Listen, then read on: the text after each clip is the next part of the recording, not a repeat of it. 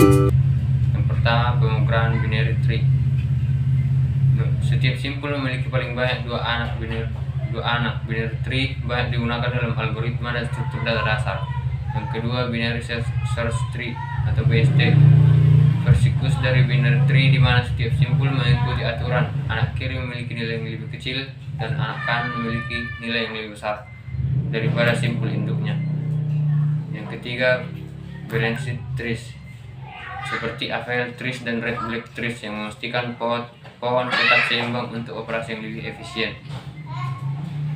Yang keempat, n-ary tree.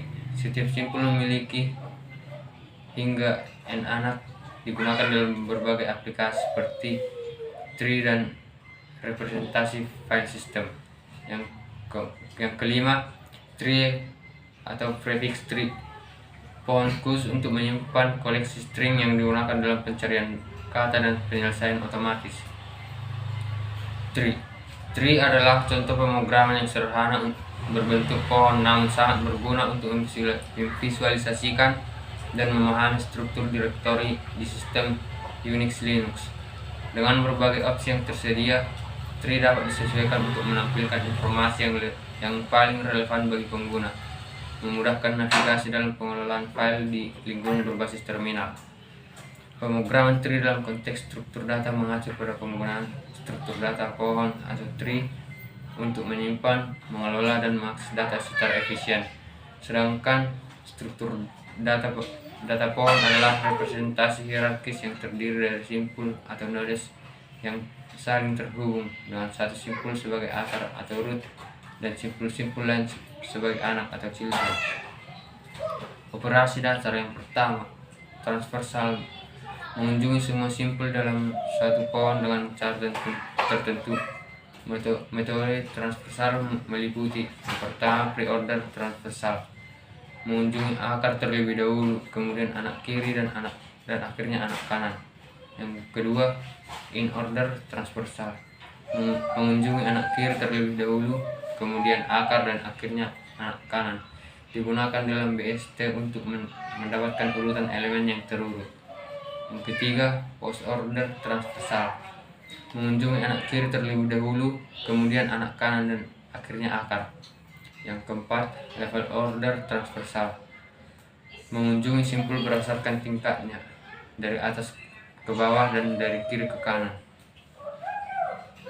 Yang kedua, insertion, yaitu menambah simpul baru ke dalam pohon dengan mengikuti aturan tertentu sesuai dengan jenis pohon. Yang ketiga, deletion, menghapus simpul dari pohon dan menyesuaikan kembali strukturnya agar tetap memenuhi aturan. Yang keempat, search, mencari simpul tertentu berdasarkan nilai atau kriteria lainnya. Aplikasi struktur data pohon. Nomor 1, pencarian dan penyortiran.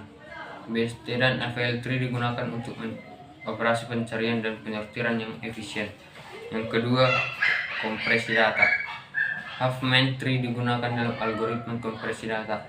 Yang ketiga, manajemen database. B-trees dan variasinya digunakan dalam sistem manajemen basis data untuk memfasilitasi penyimpanan dan pengambilan data yang cepat. Yang keempat, pengolahan bahasa alami. Tree dapat digunakan dalam aplikasi seperti pencarian kata, autocomplete, dan pemeriksaan ejaan. Fungsi utama: 1.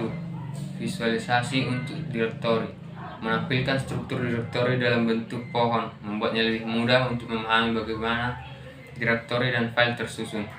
Yang kedua, navigasi yang lebih mudah, membantu pengguna menavigasi sistem file mereka dengan lebih efisien. Yang ketiga, analisis cepat, memberikan gambaran cepat tentang isi direktori, termasuk jumlah dan jenis file yang ada. Sekian. Perkenalkan, nama saya adalah Joko Sirait. Di sini saya akan menerangkan tentang cara kerja tree. Yang pertama, kita harus tahu cara kerja dasar pohon atau tree. Yang pertama adalah akar, yaitu simpul paling atas yang menjadi awal dari pohon. Dan yang kedua adalah simpul, setiap elemen dalam pohon. Yang ketiga adalah cabang, yaitu koneksi antara dua simpul mengindikasikan hubungan antara mereka. Yang keempat adalah subpohon, yaitu setiap pohon di dalam pohon utama dimulai dari simpul tertentu dan semua turunannya. Dan yang kelima adalah tinggi pohon, yaitu jumlah level dari akar ke simpul terjauh. Untuk operasi dasar pada tree, yaitu yang pertama adalah transversal, yaitu mengunjungi semua simpul dalam pohon. Ada 3 jenis transversal utama, yaitu pre-order, in-order, dan post-order. Untuk pre-order yaitu mengunjungi akar, lalu subpohon kiri, kemudian subpohon kanan. Dan untuk in-order yaitu mengunjungi subpohon kiri, akar, lalu subpohon kanan, atau pada umumnya digunakan pada pohon biner. Dan yang ketiga adalah post-order, yaitu mengunjungi subpohon kiri, subpohon kanan, lalu akar. Dan yang kedua adalah penyisipan, yaitu menambahkan simpul baru ke dalam pohon sesuai dengan aturan tertentu. Dan yang ketiga adalah penghapusan, yaitu menghapus simpul dari pohon yang melibatkan penyesuaian ulang struktur pohon. Untuk contoh codingannya saya akan taruh di sini. Oke, sekian dan terima kasih. Halo, perkenalkan nama saya Julianti Simamora. Saya dari kelas 2 TED. Di sini saya akan menjelaskan apa itu larik. Larik sering juga disebut dengan array. Larik atau array adalah konsep dalam pemrograman yang melibatkan penggunaan struktur data bernama larik atau array untuk menyimpan sejumlah elemen dengan tipe data yang sama secara berurutan untuk memori. Sedangkan array sering juga disebut sebagai salah satu struktur data dasar yang paling umum digunakan karena memungkinkan akses dan manipulasi data yang lebih efisien. Array merupakan sekumpulan elemen yang memiliki tipe data yang sama, disimpan dalam urutan yang tetap, dan diakses menggunakan indeks. Indeks ini digunakan pada array biasanya akan dimulai dari 0.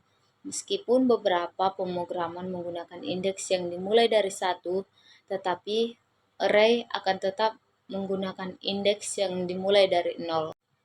Adapun ciri-ciri array sebagai berikut. Yang pertama, ukuran tetap, yaitu ukuran array biasanya ditentukan saat deklarasi dan tidak bisa diubah. Meskipun beberapa bahasa mendukung array yang sangat dinamis. Yang kedua, tipe data yang sama, yaitu semua elemen dalam array memiliki tipe data yang sama. Sedangkan yang ketiga, akses melalui indeks, yaitu elemen array dapat diakses langsung melalui indeksnya yang memungkinkan operasi akses dan modifikasi yang sangat cepat dan menghasilkan hasil yang diinginkan. Yang berikutnya, adapun strategi bentuk pengerjaannya ada 4 sebagai berikut. Yang pertama, transversal, digunakan untuk mengakses dan memproses setiap elemen dalam array. Yang kedua, insertion, digunakan untuk menambah elemen baru ke dalam array pada array dengan ukuran yang tetap dan melibatkan penyalinan array baru dengan ukuran elemen yang besar. Yang ketiga, deletion, digunakan untuk menghapus elemen dari array. Cara ini juga sering melibatkan penyalinan array. Yang keempat, searching, sering digunakan untuk mencari elemen dalam array. Adapun kelebihan array sebagai berikut. Yang pertama, akses cepat karena elemen-elemen disimpan dalam urutan yang tetap dan bersebelahan dalam memori. Elemen array dapat diakses dengan cepat menggunakan indeks. Sedangkan yang kedua, sederhana. Struktur data yang sederhana dan mudah digunakan. Adapun kekurangan array sebagai berikut. Yang pertama, ukuran tetap. Ukuran array biasanya tidak bisa diubah setelah deklarasi, sehingga bisa membuang-buang memori jika tidak dapat digunakan sepenuhnya atau tidak cukup jika terlalu kecil. Sedangkan yang kedua, operasi insertion atau deletion.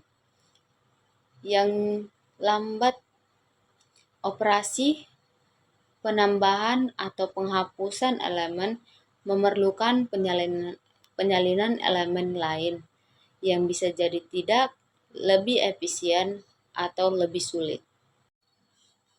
Baiklah, sekian dari presentasi saya. Saya ucapkan terima kasih. Halo teman-teman, perkenalkan nama saya Lamun Umar Tustanggang. Di sini saya akan menjelaskan bagaimana cara kerja array.